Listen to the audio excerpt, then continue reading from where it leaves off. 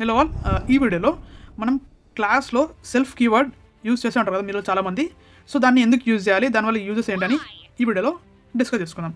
ఇక్కడ నేను class create చేస్తే అందులో సెల్ఫ్ మాత్రం ఇవ్వలేదు. ఇన్ కేస్ ఇది రన్ చేస్తే నాకు టైప్ ఎర్రర్ వస్తుంది. ఇక్కడ టైప్ ఎర్రర్ వచ్చింది. సో ఎందుకు వచ్చిందంటే మనం బేసిక్గా సెల్ఫ్ డెఫినేషన్ వచ్చేసి it is used to represents the instance of the class.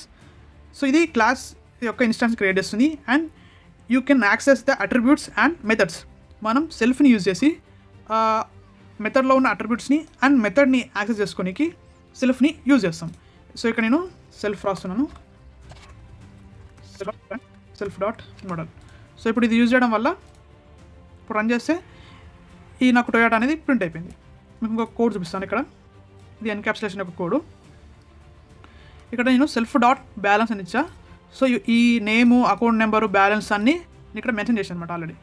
So దీన్ని యాక్సెస్ చేసుకోవాలంటే నేను వేరొక మెథడ్లో ఇక్కడ గెట్ బ్యాలెన్స్ అనే మెథడ్ క్రియేట్ చేశాను కాబట్టి ఈ మెథడ్లో ఈ వాల్యూని యాక్సెస్ చేయాలంటే నాకు సెల్ఫ్ ఖచ్చితంగా కావాలి. ఫర్ ఎగ్జాంపుల్ మీకు క్లియర్గా అర్థం కావాలంటే ఒక లాక్ ఉన్న రూమ్లోకి మనం వెళ్ళాలంటే ఖచ్చితంగా కీ కావాలి కదా. కీ లేకుండా మనం ఆ రూమ్లోకి వెళ్ళలేం. సో ఇక్కడ సెల్ఫ్ లేకుండా మనం వేరే మెథడ్లో ఉన్న వాల్యూస్ని, అట్రిబ్యూట్ని మనం యాక్సెస్ చేయలేమన్నమాట. సో అందుకు మనం సెల్ఫ్ని వాడతాం. సో ఐ హోప్ మీకు అర్థమైంది అనుకుంటాను. So please like this video and subscribe Python in Telugu.